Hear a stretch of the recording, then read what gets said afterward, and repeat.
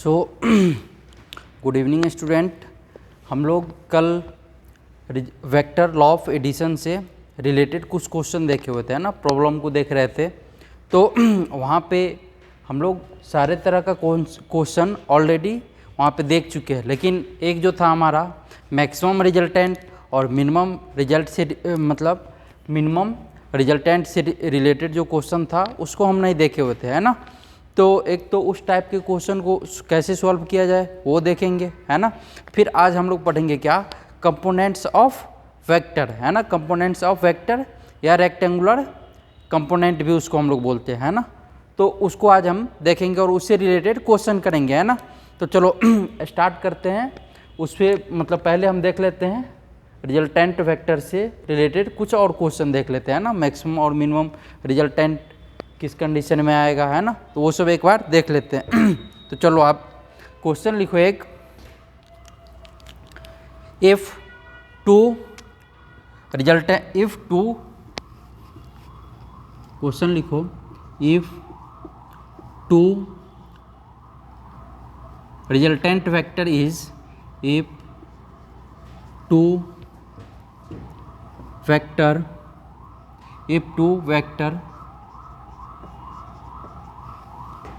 if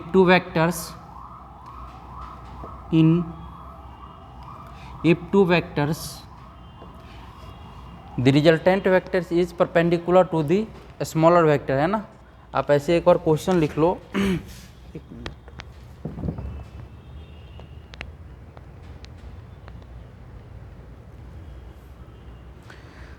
ऐसे लिखो आप, the resultant of two force is perpendicular to the smaller force. Question लिख लो, the resultant of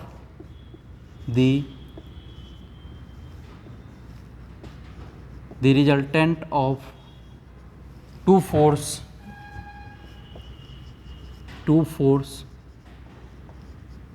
is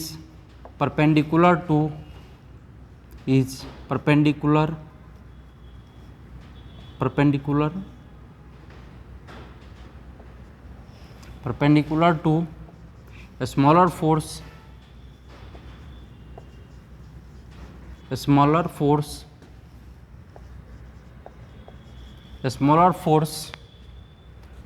if force is double than the other force, if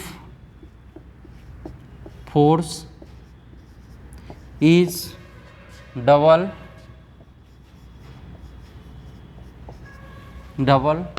than the other force,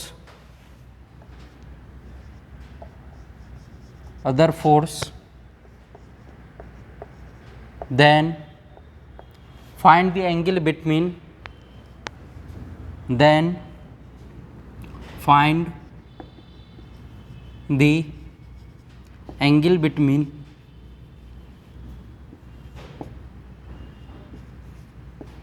angle between these two forces, then find the angle between these two forces, है ना। तो बोल रहा है resultant vector क्या है, smaller vector के magnitude के परपेंडिकुलर, है ना। और बोल रहा है फर्स्ट वेक्टर का मैग्नीट्यूड है ना। फर्स्ट वेक्टर के मैग्नीट्यूड से सेकेंड वेक्टर का मैग्नीट्यूड क्या है, डबल है। तो बोल रहा है ए वेक्टर और बी वेक्टर, है ना, मतलब दोनों वेक्टर के बीच में एंगल कितना होगा ये फाइंड आउट करना है। तो देखो आप कल भी ऐसा क्वेश्चन किए हुए थे, इसको कैसे सॉल्व करेंगे। देखो पहले हम जो भी गिवन है उसको हम लिख लेंगे, है ना। तो क्या क्या यहाँ पे गिवन है, ए वेक्टर हम मान लेते हैं, ए वेक्टर का मैग्नीट्यूड ये कितना x, है ना, और बी वेक्टर का मैग्नीट्यूड फिर कितना हो जाएगा, क्योंकि बी वेक्टर का मैग्नीट्यूड क्या है, ए वेक्टर से डबल, तो कितना हो जाएगा, अगर ये x तो ये 2x, ऐसा हो जाएगा क्या, है ना। उसके बाद क्या बोला हुआ है, रिजल्टेंट वेक्टर जो है स्मॉलर वेक्टर के जिसका मैग्नीट्यूड स्मॉल है ना, उस वेक्टर पे ये परपेंडिकुलर है ना। तो यहाँ पे क्या है, देखो आप, ए वेक्टर का मैग्नीट्यूड कितना x, बी वेक्टर का मैग्नीट्यूड कितना 2x, तो यहाँ पे छोटा कौन सा है, ए वेक्टर, है ना। तो ए वेक्टर पे क्या होगा, रिजल्टेंट वेक्टर परपेंडिकुलर, है ना। तो देखो इसको आप डायग्राम ड्रॉ करो।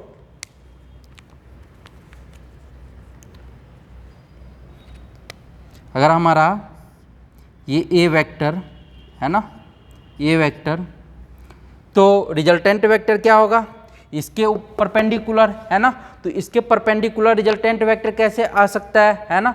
आपको हम ट्रायंगल ऑफ एडिशन में बताए हुए थे, हम क्या करते हैं, फर्स्ट वेक्टर के हेड से सेकेंड वेक्टर के टेल को मिलाते हैं ना, और फर्स्ट वेक्टर के टेल से सेकेंड वेक्टर के हेड को मिलाते हैं, और वो जो वेक्टर होता है वो रिजल्टेंट वेक्टर होता है। तो वो कौन सा वेक्टर होगा, ये देखो आप, अगर ये फर्स्ट वेक्टर तो इसका टेल कौन सा, ये पॉइंट, तो इसके परपेंडिकुलर रिजल्टेंट वेक्टर होना चाहिए, मतलब कुछ इस तरीके से होना चाहिए, क्या ऐसा होना चाहिए, है ना। ये जो होगा हमारा वो कैसा वेक्टर, रिजल्टेंट वेक्टर। और हम क्या बताए हुए थे, फर्स्ट वेक्टर के हेड से सेकेंड वेक्टर के, है ना, टेल को मिलाना है। तो आप मिला दो इसको, फर्स्ट वेक्टर का हेड ये और सेकेंड वेक्टर का टेल ये, इसको हम क्या किए, मिला दिए। तो ये हमारा बन गया कौन सा वेक्टर, बी वेक्टर, है ना। ये हमारा हो गया बी वेक्टर, ठीक है। अब यहाँ पे क्या बोल रहा है, ए वेक्टर और बी वेक्टर के बीच में एंगल कितना होगा ये फाइंड आउट करने के लिए। तो ए वेक्टर और बी वेक्टर, है ना, अगर दो वेक्टर है उनके बीच का एंगल हम लोग कैसे देखते हैं, कैसे फाइंड आउट करते हैं, मतलब या तो दोनों वेक्टर क्या होना चाहिए, हेड टू हेड ज्वाइंट होना चाहिए, है ना, उनके बीच का एंगल, या तो दोनों vector tail to tail joint होना चाहिए, है ना। तो देखो आप, ना तो यहाँ पे हेड टू हेड ज्वाइंट है, ना he tell to tail joint है। तो हम क्या करेंगे, इसको ए वाले को शिफ्ट करेंगे आगे की ओर। तो अगर आप शिफ्ट करोगे तो आप यहाँ पे पाओगे कि ये वाला जो एंगल होगा ये क्या है हमारा, थीटा, है ना, और यही हमको कैलकुलेट करना है, ठीक है। यही एंगल हमको क्या करना है, फाइंड आउट करना है। तो देखो हम ऐसा बोल सकते हैं यहाँ पे क्या, कि बी का स्क्वायर इक्वल्स टू आर का स्क्वायर प्लस ए का स्क्वायर, है ना। पैथागोरस थ्योरम अगर अप्लाई करते हैं यहाँ पे तो क्या हो जाएगा, यहाँ पे बी ए स्क्वायर, ऐसे इसको लिखो, B A square, B vector का square equals to R vector का मैग्नीट्यूड का स्क्वायर प्लस ए वेक्टर के मैग्नीट्यूड का स्क्वायर, है ना। तो देखो बी वेक्टर का मैग्नीट्यूड कितना, 2x, तो 2x का होल स्क्वायर, है ना, इक्वल्स टू आर वेक्टर का मैग्नीट्यूड कितना। देखो आप, हम ये कैसे फाइंड आउट कर पाएंगे कि आर वेक्टर का मैग्नीट्यूड कितना होगा। तो यहाँ पे देखो आप, अल्फा का वैल्यू कितना है, मतलब ए वेक्टर और रिजल्टेंट वेक्टर के बीच में जो एंगल है वो अल्फा का वैल्यू होता है ना। तो अल्फा यहाँ पे कितना है, 90 डिग्री। देखो आप, ए वेक्टर और ये रिजल्टेंट वेक्टर, तो दोनों के बीच में एंगल कितना, 90 डिग्री, है ना। तो अल्फा का वैल्यू कितना, अल्फा का वैल्यू है 90, है ना, 90 डिग्री। तो यहाँ से हम क्या लिख सकते हैं, कुछ इस तरीके से लिख सकते हैं, क्या, टेन अल्फा इक्वल्स टू क्या लिख सकते हैं, बताओ आप, tan alpha equals to B sine theta upon A plus B cos theta, है ना। तो ये कितना आ जाएगा, फिर आप यहाँ पे 90 पुट करो तो ये कितना हो जाएगा, 90 equals to B sine theta upon A plus B cos theta, है ना। तो 90 कितना है, इन्फिनिटी, है ना, ये कितना हो जाएगा, इन्फिनाइट। तो ये कितना रह जाएगा फिर, B sine theta upon A plus B cos theta, है ना। ये बात हो जाएगा। अब देखो आप, इन्फिनिटी को इधर ले आए और इसको इधर ट्रांसफर कर दे तो कितना हो जाएगा, अच्छा 1/इन्फिनिटी कितना होगा, 1/इन्फिनिटी कितना होता है, 1/इन्फिनिटी, ये किसके इक्वल होता है, 0 के इक्वल, है ना। तो अगर हम इसको क्या करें, ए प्लस बी कॉस थीटा को उस साइड अगर हम ट्रांसफ़र करें तो यहाँ पे क्या हो जाएगा, देखो आप, यहाँ पे क्या हो जाएगा, A plus B cos theta equals to ये कितना हो जाएगा, B sine theta upon infinity, है ना, साइन थीटा अपॉन इन्फिनिटी। तो ये टर्म कितना हो जाएगा, 0। तो A plus B cos theta, है ना, A plus B cos theta, cos theta equals to ये कितना आ जाएगा 0, है ना। तो A equals to minus B cos theta, A B का वैल्यू पुट कर दो आप, तो इससे क्या है डायरेक्ट ही हमारा एंगल फाइंड आउट हो गया, है ना, थीटा का वैल्यू आ गया। तो ये देखो ए का वैल्यू कितना है वहाँ पे x, तो ये हमारा x है ना। मतलब ऐसा कर लेते हैं ना, देखो इस फॉर्म, इसको इस साइड लिख लेते हैं हम।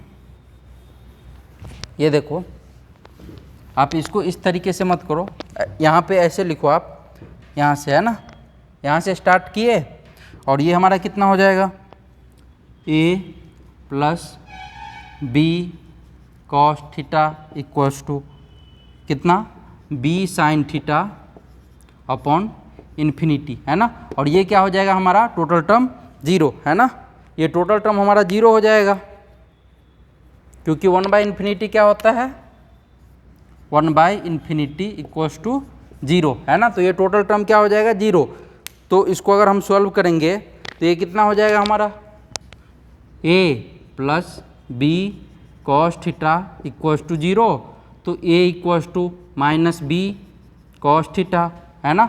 तो यहाँ से कॉस थीटा इक्वल्स टू कितना cos theta equals to a by minus B, है ना। तो a इक्वल्स टू कितना है x, तो पुट कर दो आप वैल्यू x अपॉन 2x, है ना। ये क्या होगा हमारा निगेटिव में कॉस थीटा, है ना। तो थीटा इक्वल्स टू कितना कॉस इनवर्स माइनस 1/2, है ना। और ये थीटा इक्वल्स टू कितना हो जाता है -1/2। कल बताए हुए थे आपको कॉस 120 डिग्री कितना होता है -1/2, है ना। तो ये कितना हो जाएगा 120 डिग्री, है ना। तो थीटा का वैल्यू कितना हो जाएगा, ये थीटा का जो वैल्यू होगा वो कितना होगा 120 डिग्री, है ना। तो इस प्रॉब्लम को इस तरीके से सॉल्व करना है ना। क्योंकि यहाँ पे रिजल्टेंट हमको पता नहीं था, है ना, लेकिन एंगल हमको पता था, रिजल्टेंट और ए वेक्टर के बीच में। तो इस तरीके से इसको सॉल्व करना है ना। तो थीटा हमारा कितना हो जाएगा 120 डिग्री, है ना, यही हमारा आंसर हो जाएगा। हम यहाँ से स्टार्ट किए, है ना, और फिर इस तरीके से ये आए, है ना। तो इस तरीके से इस टाइप के क्वेश्चन को सॉल्व करेंगे, है ना। ठीक है, अब हम दूसरा प्रॉब्लम लेते हैं, इसको रफ करें, ठीक है।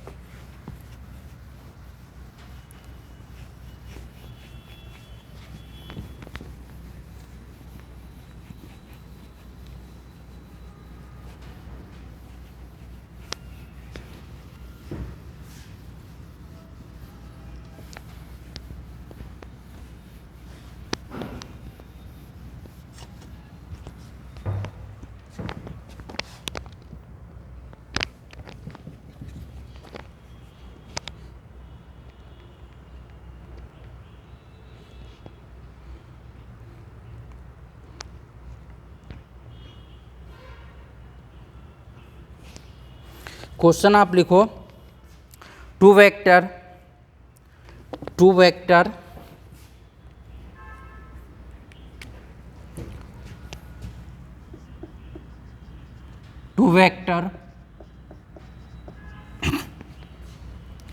A equals to 3 and B equals to 4, P equals to 4. If they are added, if they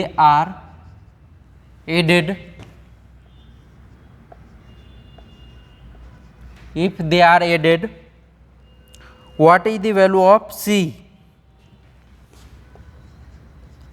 What is the value of C? Option देखो, ऑप्शन में इसका दिया हुआ है, ए है 15, बी 4,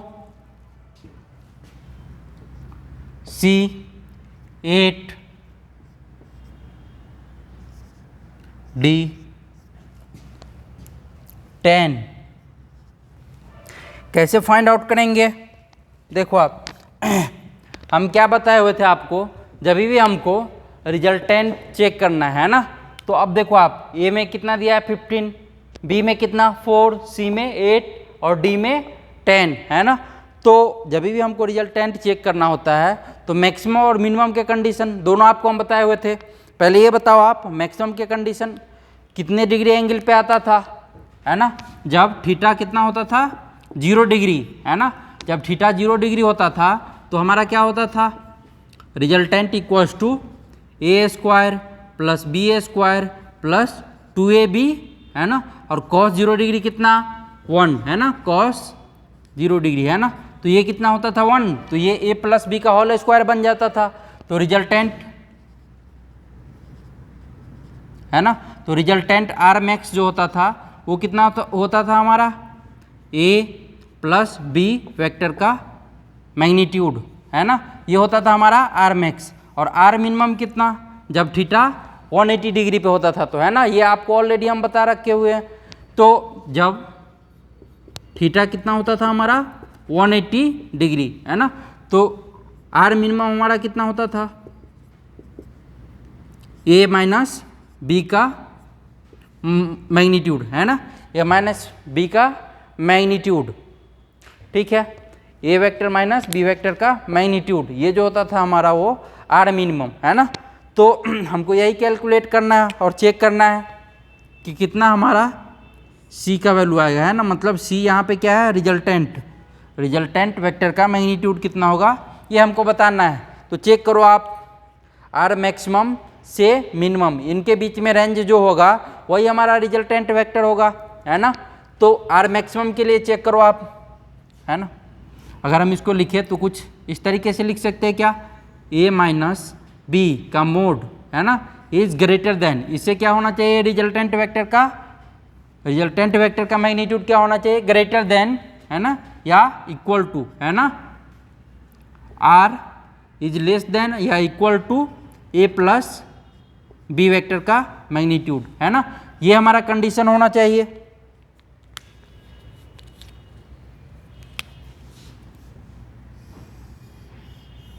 इसको आप चेक करो, है ना।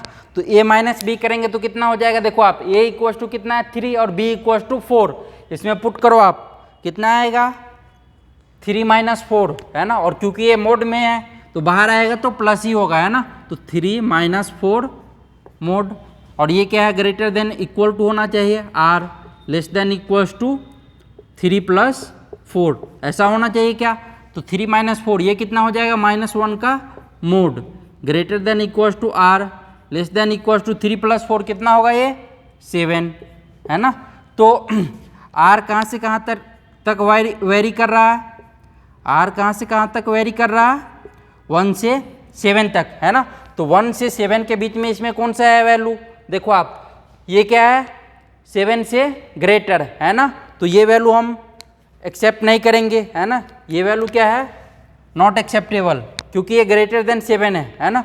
ये 8 भी क्या है ग्रेटर देन 7, तो इसको भी हम क्या करेंगे एक्सेप्ट नहीं करेंगे, है ना, not acceptable.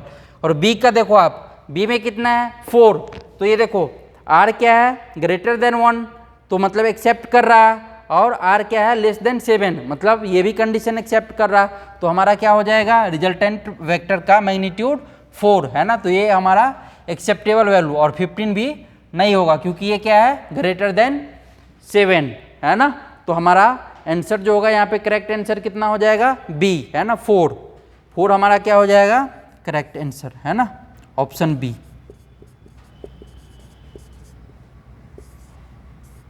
Option B correct answer होगा। और भी क्वेश्चन इस पे हम लेते हैं।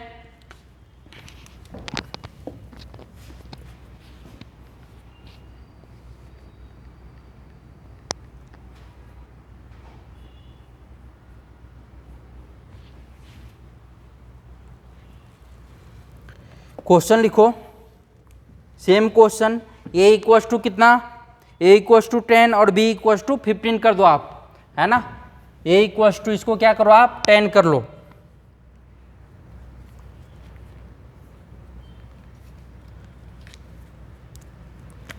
ये हो गया 10 और b इक्वल्स टू 15 है ना, ये हो गया हमारा 15। तो हमको कैलकुलेट करना है सी रिजल्टेंट वेक्टर का मैग्नीट्यूड कितना होगा, है ना। और ऑप्शन देखो, ऑप्शन कुछ इस तरीके से है आपका।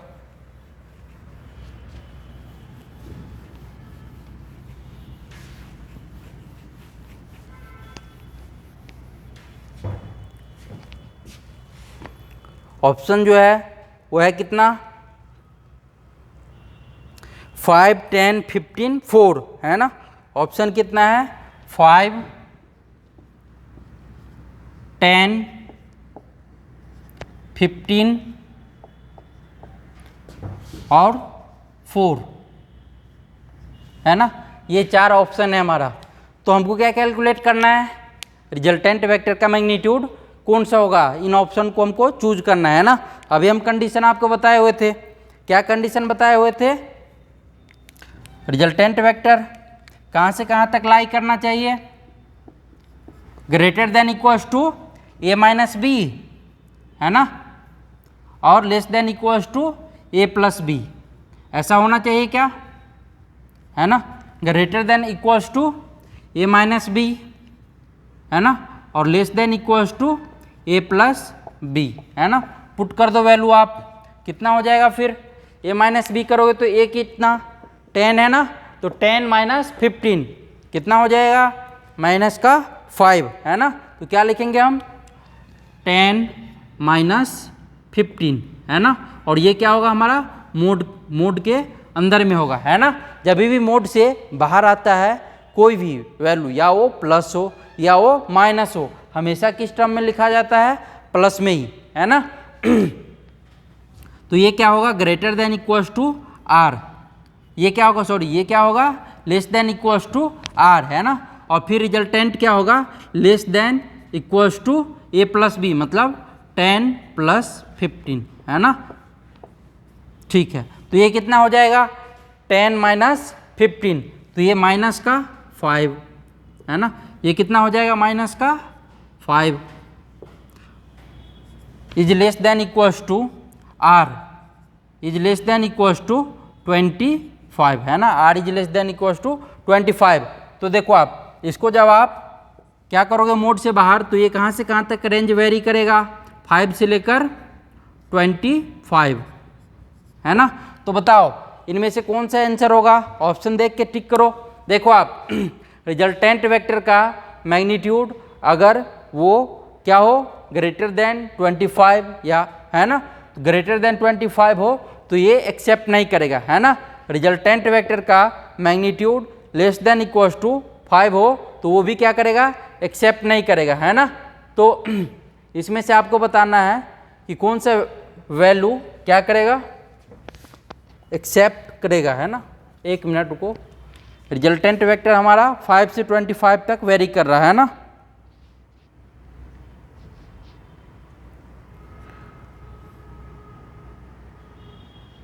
तो यहाँ पे आपको बताना है कौन सा क्या करेगा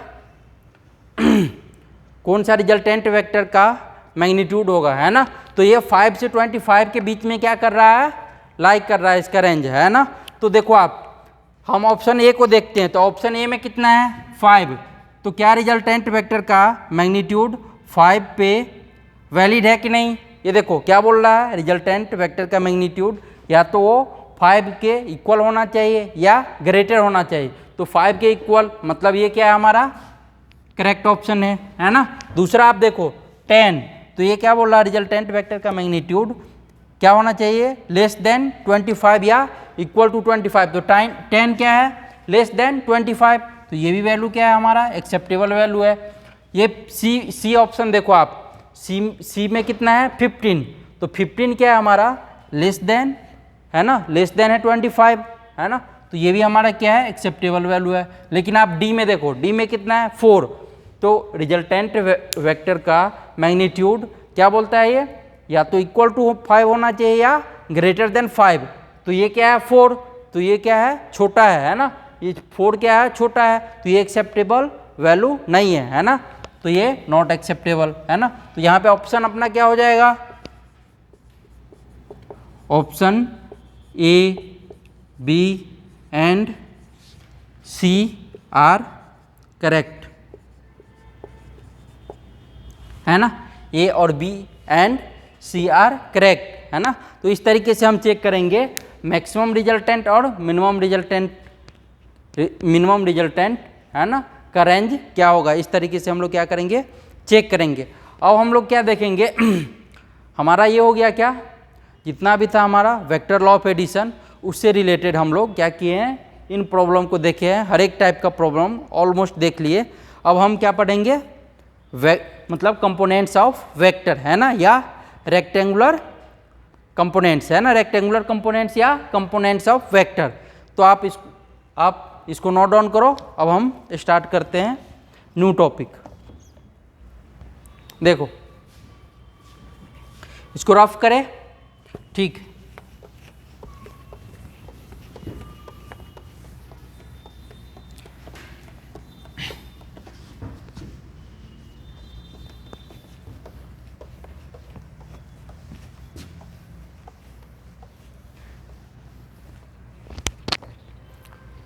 देखो इसको कई नाम से हम लोग जानते हैं। एक तो क्या बोलते हैं, इसका नाम पहले जान लेते हैं ना, किन किन नामों से जानते हैं, कंपोनेंट्स ऑफ वेक्टर, है ना।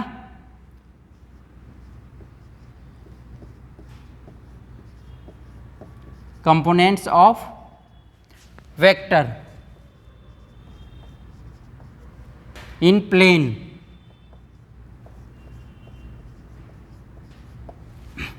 दूसरा क्या नाम है इसका, resolution of vector,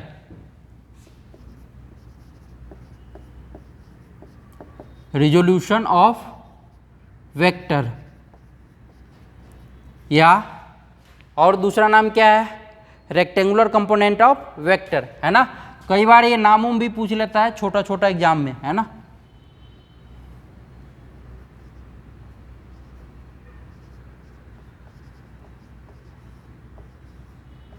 rectangular component of vector,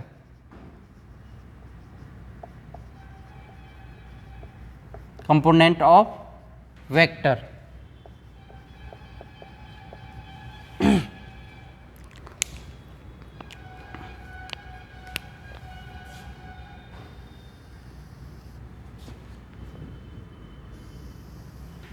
ठीक है, तो ये क्या है हमारा आज का टॉपिक, है ना।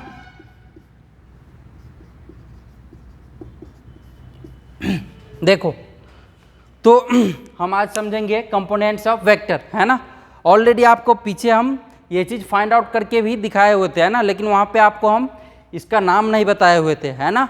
आज यहाँ पे आपको हम इसका नाम भी बता दिया और ये कैलकुलेट कैसे करेंगे ये भी सिखाएंगे, है ना, फिर से। तो देखो हम मान लेते हैं क्या, प्लेन है ना, एक प्लेन है ना। तो ये प्लेन में क्या है, एक एक्स एक्सिस और दूसरा वाई एक्सिस, ठीक है। ये एक्स एक्सिस है ना और ये वाई एक्सिस, ठीक है। तो स्टैंडर्ड यूनिट वेक्टर का जो डायरेक्शन होता है वो एक्स एक्सिस में क्या होता है, आई कैप, है ना, और स्टैंडर्ड यूनिट वेक्टर का डायरेक्शन वाई एक्सिस में क्या होता है, जे कैप, है ना, और जेड एक्सिस में के कैप। लेकिन यहाँ पे हम आई और जे, है ना, क्योंकि प्लेन यहाँ पे डिस्कस कर रहे हैं तो एक्स और वाई, है ना, दो ही डायरेक्शन लेंगे, है ना। तो यहाँ पे देखो आप स्टैंडर्ड यूनिट वेक्टर का जो डायरेक्शन एक्स एक्सिस में वो आई कैप और वाई एक्सिस में वो जे कैप, है ना, ये क्या होगा हमारा जे कैप। तो हम मान लेते हैं क्या, हमारा यहाँ पे क्या है, दो वेक्टर है ना।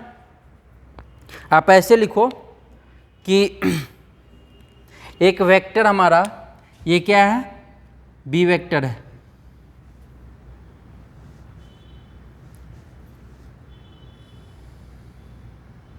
है ना। अच्छा ये बताओ आप, ये बी वेक्टर है ना, इसको हम मान लिए बी वेक्टर, ठीक है। तो ये एंगल कितना, ये एंगल एक्स एक्सिस से कितना बना रहा है, थीटा, है ना, थीटा डिग्री एंगल बना रहा है। तो हमको कैलकुलेट क्या करना है, हम इसको नाम क्या देते हैं, ये हमारा बी वेक्टर, ये ए वेक्टर, है ना, ये क्या हमारा ए वेक्टर, ए वेक्टर। तो हमको कैलकुलेट करना है बी वेक्टर का कंपोनेंट एक्स डायरेक्शन में, है ना, कितना कंपोनेंट होगा। देखो आप, तो हम अगर बी वेक्टर का कंपोनेंट एक्स डायरेक्शन में कैलकुलेट करेंगे तो हम सबसे पहले यहाँ पे क्या करेंगे, सबसे पहले हम इसको कुछ इस तरीके से ड्रॉ करेंगे। देखो आप, परपेंडिकुलर ड्रॉ कर दिए, है ना। हम मान लेते हैं क्या कि ये बी वेक्टर का मैग्नीट्यूड एक्स डायरेक्शन में वो कितना है ना। आप ये मान लो कि ए वेक्टर का मैग्नीट्यूड कितना, ए वेक्टर का मैग्नीट्यूड एक्स डायरेक्शन में ए एक्स, है ना। और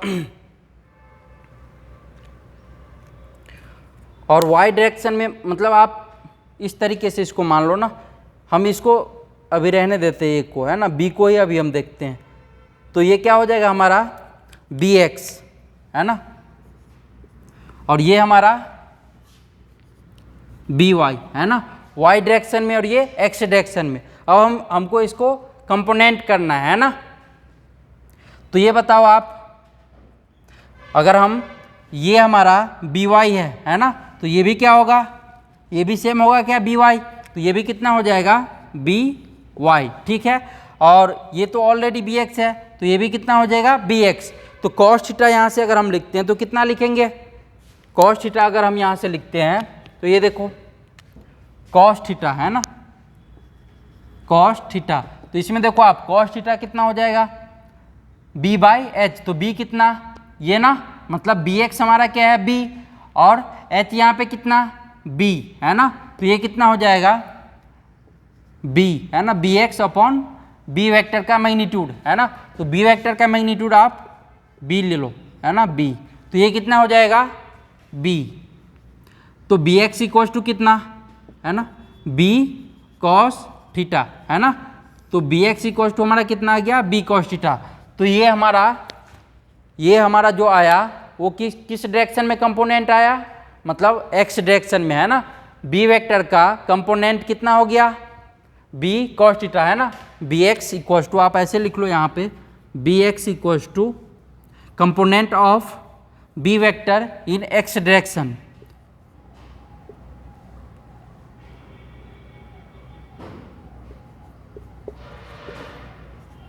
component of b vector in positive X direction, है ना, X direction. B X equal to component of B vector in positive X direction, है ना। और बी वाई कितना है हमारा, बी वाई क्या है component of B vector in positive Y direction, है ना। बी वाई क्या है components of B vector in positive Y direction. तो ये देखो आप, एक्स डायरेक्शन में कितना कंपोनेंट हो गया बी कॉस थीटा, है ना। यही वाई डायरेक्शन में आपसे पूछे तो कितना बताओगे आप। अगर हमको ये फाइंड आउट करना है, देखो वाई डायरेक्शन में हमको फाइंड आउट क्या करना है बी वाई, है ना। तो ये फाइंड आउट करने के लिए आप क्या लिखोगे, साइन थीटा इक्वल्स टू, हम क्या लिख सकते हैं, अगर ये एंगल थीटा तो साइन थीटा इक्वल्स टू क्या लिख सकते हैं, ये हमको कैलकुलेट करना है तो p बाई एच लिखेंगे, तो यहाँ से ये रिलेशन आ जाएगा। और ये हम कैलकुलेट कर सकते हैं क्या, ये देखो आप, बी वाई वाला हम कैलकुलेट हमको करना है ना। तो ट्रायंगल का कौन सा आप रेशियो यूज करके इसको फाइंड आउट कर सकते हो। तो साइन थीटा हम जानते हैं क्या कि साइन थीटा इक्वल्स टू क्या होता है p बाई एच। तो p क्या, सामने वाला जो होता है वो क्या होता है हमारा p परपेंडिकुलर। तो ये बी वाई आ जाएगा और h कितना b, है ना, b वेक्टर का मैग्नीट्यूड। तो अगर हम यहाँ से लिखते हैं, देखो आप, साइन थीटा, तो ये कितना हो जाएगा बी वाई अपॉन बी, है ना, इतना हो जाएगा। तो बी वाई इक्वल्स टू कितना, B Y equals to B sine theta, है ना। तो component of B vector in Y direction कितना बताओगे आप, बी साइन थीटा, है ना। कितना आ जाएगा बी साइन थीटा, है ना। अगर हम इसी को लिखे बी वेक्टर, है ना, तो बी वेक्टर क्या लिखेंगे हम, B X I cap plus B Y J cap, है ना। अगर हम वेक्टर के फॉर्म में लिखे तो इसको क्या लिख सकते हैं, B vector equals to B X I cap plus B Y J cap, है ना। अगर इस बी वेक्टर को अगर हम लिखे वेक्टर के फॉर्म में तो बी एक्स आई कैप, क्योंकि बी एक्स क्या है, आप एक्स डायरेक्शन में है ये, है ना, तो आई कैप आ जाएगा, और बी वाई वाई डायरेक्शन में मतलब जे कैप। तो क्या वेक्टर के फॉर्म में इस तरीके से हम लिख सकते हैं क्या। अब आप क्या करो, बी एक्स और बी वाई का वैल्यू पुट कर दो इक्वेशन नंबर 1 में, है ना। ये हमारा इक्वेशन 1। तो आप यहाँ पे क्या करो, वैल्यू पुट कर दो बी एक्स और बी वाई का।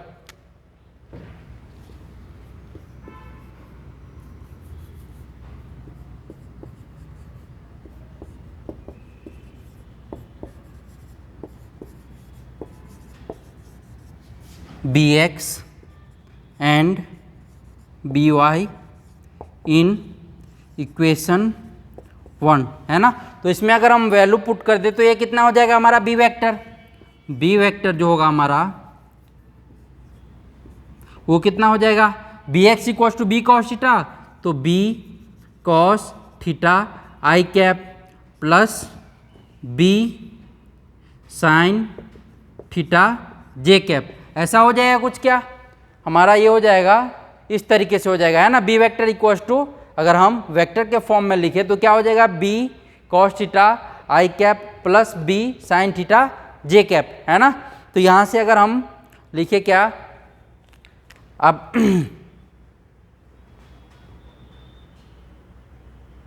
ठीक है, तो अगर हम यहाँ से लिखना चाहे तो क्या लिख सकते हैं, है ना। देखो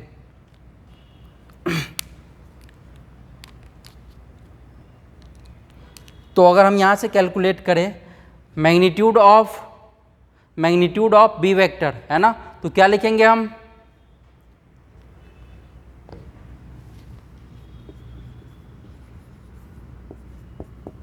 मैग्नीट्यूड ऑफ बी वेक्टर, है ना। तो ये कितना हो जाएगा,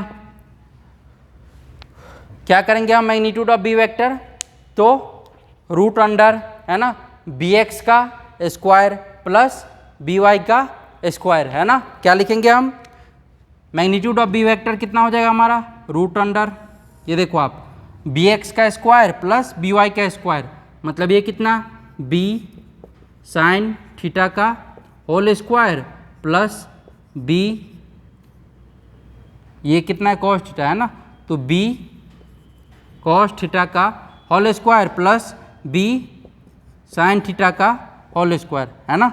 और अगर हम एक्स डायरेक्शन को यहाँ पे दिखाए तो डायरेक्शन आप लिख सकते हो यहाँ पे क्या, इस तरीके से एक्स, है ना, डायरेक्शन यहाँ पे लिख सकते हो एक्स और वाई, है ना, ताकि आपको फाइनल जो रिजल्ट आएगा तो कभी भी कैलकुलेट करना होगा तो आप उसको इजीली पुट करके फाइंड आउट कर सकते हो, है ना। तो ये कितना हो जाएगा हमारा, बी वेक्टर का मैग्नीट्यूड जो होगा वो कितना होगा,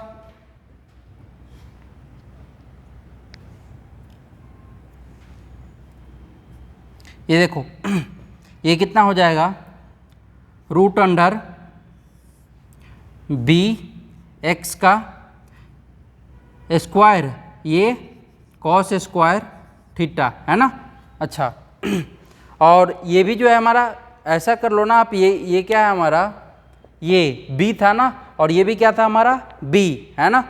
तो आप इसको ऐसे लिख लो, ये बी ही रहने दो, है ना, ये बी ही रहने दो, तो ये बी का square cos square theta plus ये कितना हो जाएगा हमारा, B square sine square theta, है ना। अब यहाँ से हम क्या करेंगे, बी स्क्वायर को कॉमन ले लेंगे, तो ये कितना आ जाएगा, root under B square into cos square theta plus sine square theta, है ना। और cos square theta plus sine square theta कितना 1, तो ये बी स्क्वायर बाहर आ जाएगा, तो बी वेक्टर का मैग्नीट्यूड कितना हो जाएगा, ये हो जाएगा बी, है ना। तो हमको जब भी कैलकुलेट करना होगा मैग्नीट्यूड ऑफ बी वेक्टर क्या लिखेंगे हम, रूट अंडर बी एक्स का whole square plus B Y का होल स्क्वायर, है ना। इसको हम रफ करते हैं। देखो आप,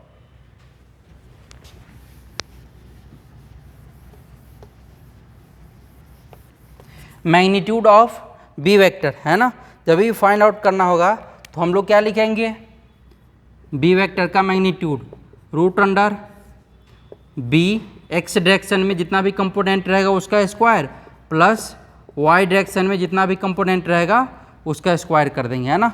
यही जो होगा हमारा क्या, बी वेक्टर का मैग्नीट्यूड, है ना।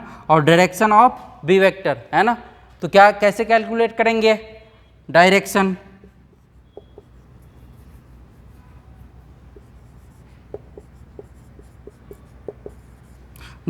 हाँ, डायरेक्शन ऑफ बी वेक्टर। तो देखो आप ये कैसे फाइंड आउट करेंगे, तो टेन थीटा इक्वल्स टू क्या लिख सकते हैं, tan theta equals to B Y by B X, B Y by B X, है ना। तो ये क्या होगा हमारा डायरेक्शन ऑफ बी वेक्टर, है ना। तो इसको हम ऐसे फाइंड आउट कर सकते हैं, ठीक है। तो इसको आप नोट डाउन कर लो, फिर इस पर हम प्रॉब्लम देखेंगे तो ये और भी अच्छे से क्लियर हो जाएगा, है ना।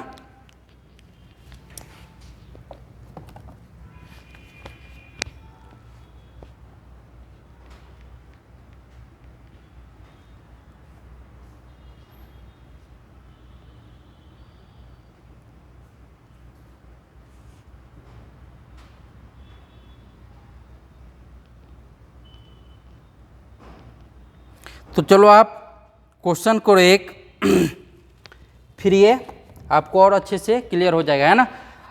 ये बताओ आप, अगर आपसे कोई पूछे कि बी वेक्टर का कंपोनेंट एक्स डायरेक्शन में कितना होगा, क्या बोलोगे आप, बी कॉस थीटा, है ना। वाई डायरेक्शन में कंपोनेंट कोई पूछेगा तो कितना बोलोगे आप, बी साइन थीटा। या आप ऐसे याद रख सकते हो, जिसके साथ ये एंगल थीटा लगा होगा उधर की ओर कंपोनेंट क्या, कॉस थीटा, है ना। उस वेक्टर का उस डायरेक्शन में कंपोनेंट कितना, कॉस थीटा, और उसके अपोजिट मतलब जिधर एंगल थीटा नहीं हो उधर क्या होगा, साइन थीटा। बस इतना बात आप याद रखो, कंपोनेंट में आपको प्रॉब्लम नहीं आएगा, है ना। देखो क्वेश्चन करते हैं।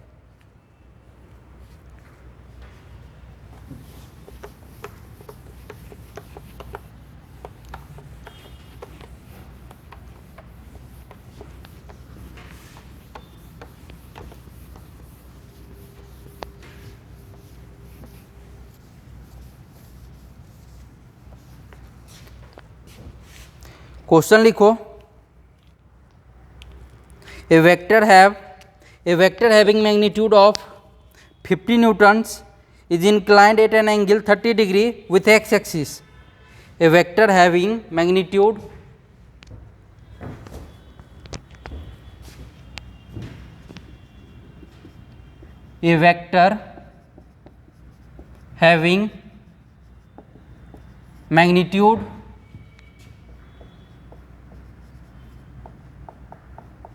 magnitude 50 Newton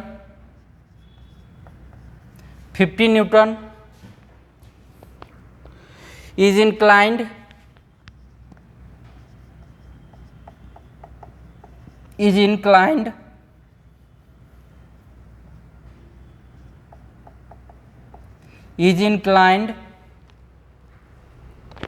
at an angle of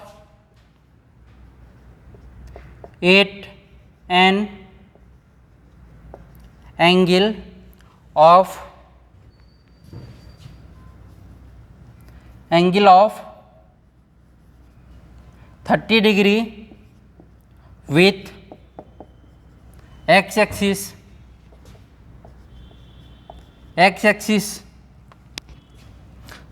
Then find the component of the force.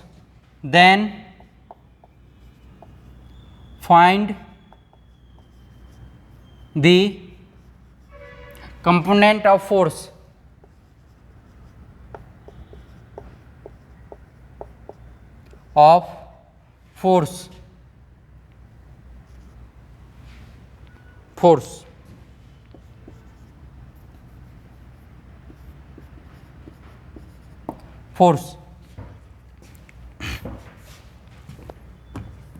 देखो आप, हमको क्या बोल रहा है, एक फोर्स है कितना मैग्नीट्यूड का, 50 न्यूटन का, है ना, और वो एक्स एक्सिस से कितना एंगल मतलब बना रहा है, 30 डिग्री पे इंक्लाइन है ना। तो बोल रहा है कंपोनेंट कैलकुलेट करने के लिए उस फोर्स का, है ना। और कंपोनेंट किस किस डायरेक्शन में हमको कैलकुलेट करना पड़ेगा, एक्स डायरेक्शन में और वाई डायरेक्शन में, है ना। तो देखो कैसे करेंगे, एक पहले आप सीखो उसके बाद आप करना, है ना। ये देखो हम पहले क्या करेंगे, एक्स एक्सिस और वाई एक्सिस ड्रॉ कर लेंगे, ठीक है, कर लिए। अब देखो आप अब क्या करेंगे, अब बोल रहा है क्वेश्चन में कि एक्स एक्सिस से कितना है, 30 डिग्री एंगल पे इंक्लाइंड है ना ये फोर्स। तो एक्स एक्सिस से इसको क्या किया हम, 30 डिग्री पे इंक्लाइन कर दिए, ठीक है। और इस फोर्स का मैग्नीट्यूड कितना, ये फोर्स आप मान लो एफ फोर्स है ना, इसका मैग्नीट्यूड कितना 50 न्यूटन, ठीक है। तो आपको हम क्या बोले हैं, कंपोनेंट्स करने के लिए ये बोल रहा है find the component of force, है ना। तो फोर्स के कंपोनेंट क्या होगा, तो बताओ, अगर हम एक्स कंपोनेंट पूछे तो हम क्या बताए हुए थे, जिसके साथ एंगल लगा रहेगा थीटा, है ना, उधर की ओर क्या हम लिखते हैं, मतलब ये जो वेक्टर है उसका मैग्नीट्यूड इनटू कॉस थीटा, है ना। तो हम डायरेक्ट इसको ऐसे लिख सकते हैं क्या, देखो इसको हम सॉल्व करेंगे दोनों तरीके से, है ना। क्या लिखेंगे हम, तो एक्स कंपोनेंट ऑफ फोर्स, है ना, एक्स कंपोनेंट ऑफ, या आप हॉरिजॉन्टल कंपोनेंट भी बोल सकते हो या एक्स कंपोनेंट, है ना। आप ऐसे लिखो, हॉरिजॉन्टल कंपोनेंट लिखो, हॉरिजॉन्टल कंपोनेंट ऑफ फोर्स क्या हो जाएगा, F into X equals to F cos theta, है ना। तो एफ कितना है यहाँ पे 50, तो ये 50 कॉस 30 डिग्री कितना हो जाएगा, 50 इंटू कॉस 30 कितना √3/2, ये कितना हो जाएगा 25√3 यूनिट, है ना। ये क्या हो जाएगा, हॉरिजॉन्टल कंपोनेंट, है ना। और वर्टिकल कंपोनेंट कितना होगा, क्या लिखेंगे, जिसके साथ एंगल नहीं होगा उधर के डायरेक्शन में जो हम लिखते हैं तो क्या लिखते हैं साइन थीटा, है ना। तो उधर वर्टिकल कंपोनेंट अगर हम लिखेंगे, वर्टिकल कंपोनेंट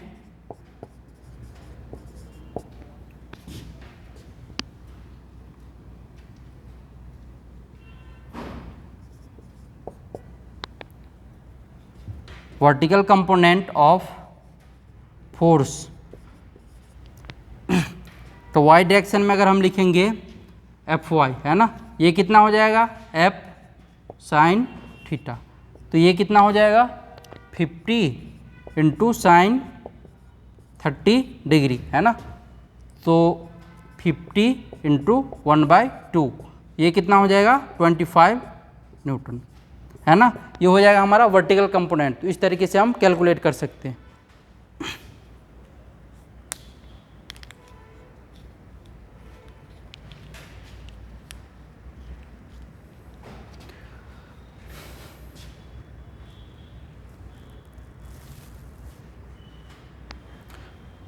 कुछ काम है क्या,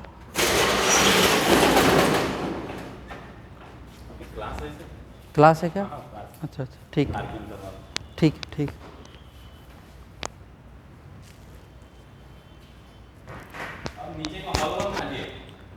हो गया, बस हो ही गया, है ना। ठीक है, कल करेंगे अब हम नेक्स्ट लेक्चर में आगे और प्रॉब्लम इससे रिलेटेड करेंगे, है ना।